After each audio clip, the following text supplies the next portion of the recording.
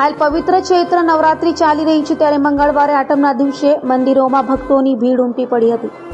હાલ ચૈત્ર નવરાત્રી પર્વ ચાલી રહ્યો છે અને નવરાત્રીમાં આઠમનું વિશેષ મહત્વ છે ત્યારે ચૈત્ર સુદ આઠમના દિવસે મંદિરોમાં તેમજ ઘરે માતાજીની સ્થાપના કરનાર લોકો દ્વારા હવન કરાયું હતું।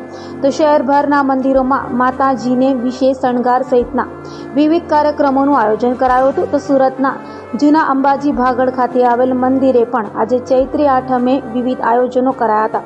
તો માય ભક્તો પણ મોટી સંખ્યામાં મંદિરે પહોંચ્યા હતા। આજે જે શણગાર કરવામાં આવે છે તે વર્ષમાં ફક્ત 4 વાર જ કરવામાં આવે છે। માતાજીની સાલગી, બે નવરાત્ર અને બેસતું વર્ષ ને આ શણગાર વર્ષોથી અમે આ જ કરતા, બાપ દાદાના વખતમાં આ જ કરે, એટલે શણગારમાં કંઈ જ ફરક પડતો નથી, પણ આ શણગાર અમારે કરવાનો ને વર્ષમાં આ જ શણગાર અમારો ખરા નંગનો માતાજીને પહેરાવીએ ને માતાજીનો આ શણગારથી માતાજી એટલા એ દેખાય છે કે માતાજી આમ જાણે હસતા હોય ને એવું લાગે।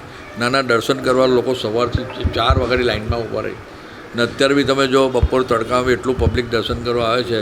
આજનો દર્શન કરવાનો મહિમા એટલો સારો છે કે આજના દર્શનથી શરીરના દુઃખ દર્દો બધું દૂર થઈ જાય છે, ધંધા પાણી બી સારા, એટલે ભક્તો એટલા સવારથી દર્શન કરવા આવે છે અને માતાજીને એટલે એ લોકોને પર અપર એ છે કે માતાજીના દર્શનથી માટે બીજા મોટી ઉંમરના લોકો બી સાઈડ પરથી આવીને દર્શન કરી જાય છે અને પોતાની જાતને ધન્ય માને છે। કેટલા વર્ષ જૂનું મંદિર છે? આ મંદિર આશરે 400 450 વર્ષ જૂનું છે।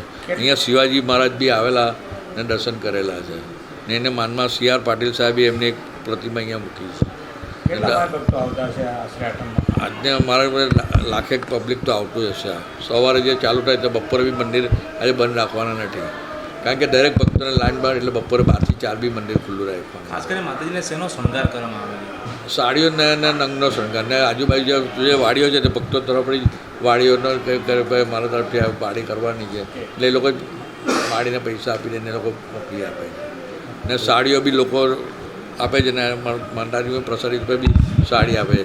જેમ વચ્ચે નવદુર્ગા છે એ 10 દિવસ એમનું સ્થાપન કરવામાં આવે, એની રોજે રોજ સવારે પૂજા કરવામાં આવે છે, આરતી કરવામાં આવે ને એના જે ઝવેરા છે તે પ્રસાદી રૂપે લોકો દશેરા પછી લઈ જાય। એ ઝવેરા એટલા બરકતી છે કે લોકોને ધંધા પાણી બધું સારું છે, એના માટે બી લોકો અમારા બધા દશેરા પછી ઝવેરા લેવા આવે છે।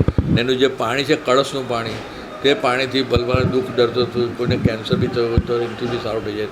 આ તો શ્રદ્ધાની વસ્તુ છે અને ઘણા સારું બી થયું છે। એટલે માતાજીના આશીર્વાદથી લોકો આજે એટલા જ વર્ષોથી આ મંદિરે જે કાંકાટી વેસુ છે, ઉધના છે, ચારે બાજુથી સલાબત પરાઠી, પણ સવારની અંદર પબ્લિક એટલું આવે છે કે લોકો થાક ઉતારીને કે થાકી જાય તો બી અહીંયા આવીને એ લોકો થાક ઓછો થઈ જાય।